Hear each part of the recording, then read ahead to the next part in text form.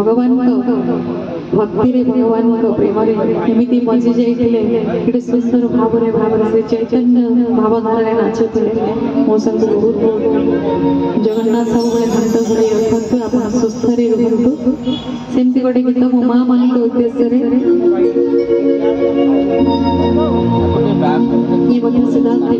ନିଜସ୍ୱ ଗାଇଥିବା ଗୀତ ଆପଣମାନଙ୍କ ସମ୍ମୁଖରେ ଗାଉଛି।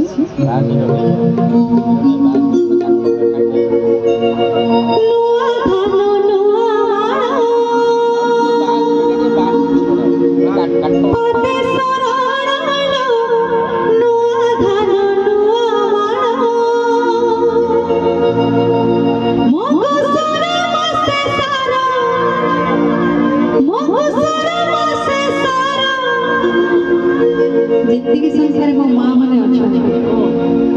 आपण मैंने कहे मगुसुर मासरे श्रेष्ठ कौन मगुसुर मास मध्य कौन श्रेष्ठ माणवसा तो श्रेष्ठ माणवसा कौन श्रेष्ठ माणवसा क्या नहीं श्रेष्ठ आगे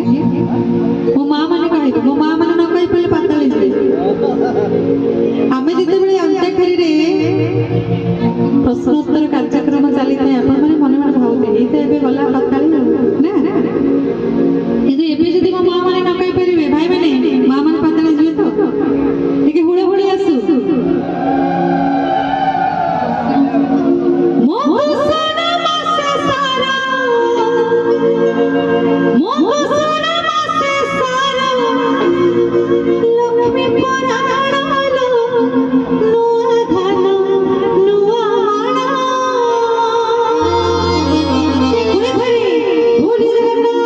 स्वामी की